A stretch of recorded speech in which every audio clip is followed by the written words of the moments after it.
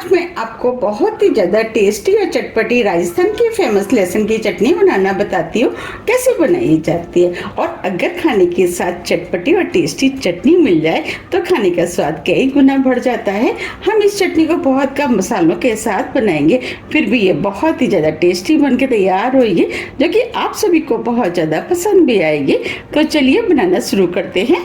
लहसुन की चटनी बनाने के लिए ये हमने 25 से 30 लहसुन की कलियां ली हैं, जिसे हमने इस तरीके से छील लिया है।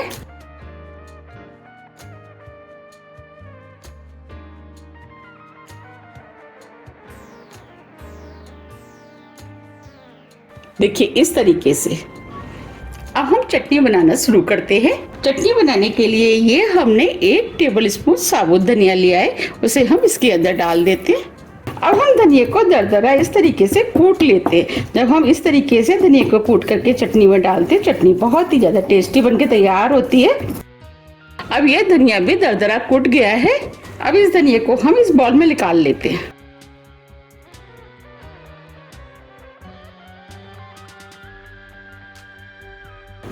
अब इन्हें भी हम इसी तरीके से दरदरा कूट लेते हैं।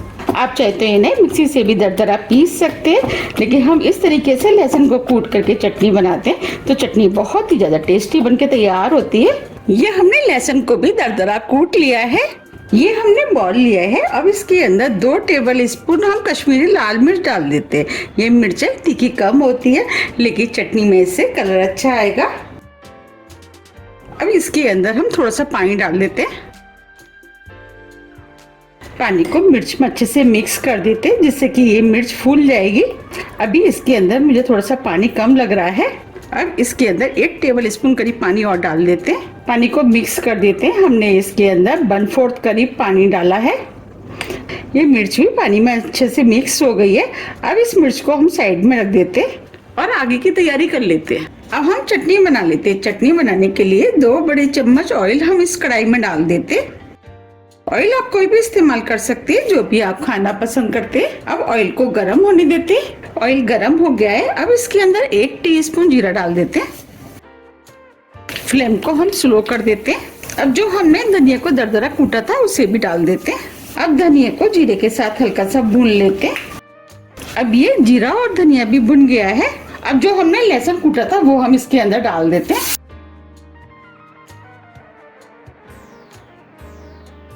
अब लहसुन को भी लगातार चलाते हुए 2 मिनट के लिए भून लेते हैं, जिससे कि लहसुन के अंदर जो कच्चापन है वो चला जाए। 2 मिनट करीब हो गए हैं। अब ये लहसुन भी भुन गया है, हल्के गोल्डन कलर का हो गया है। अब जो हमने मिर्च ली थी वो हम इसके अंदर डाल देते हैं।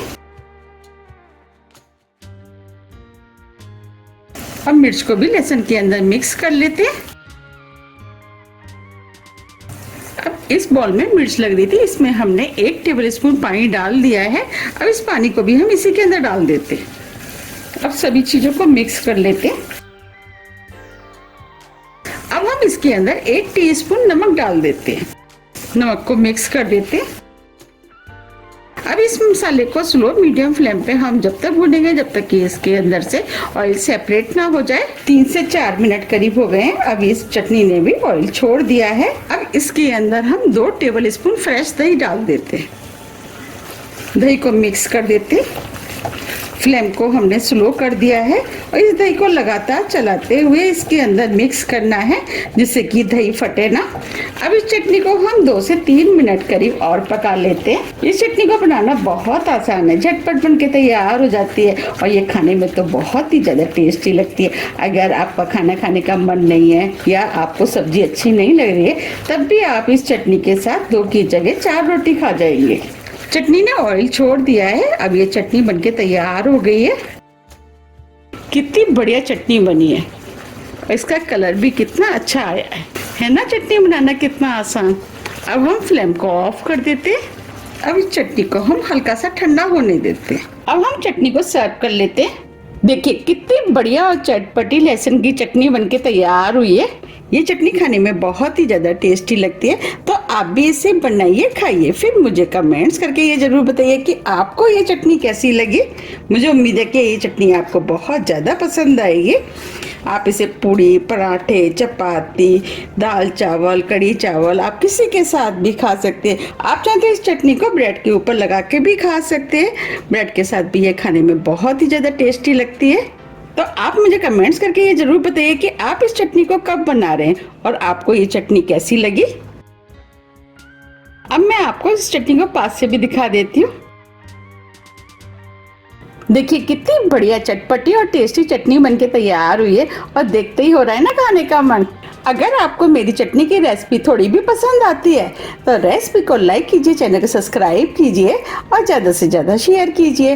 अब हम फिर मिलते हैं इसी तरह की टेस्टी रेसिपी के साथ। जब तक के लिए नमस्कार।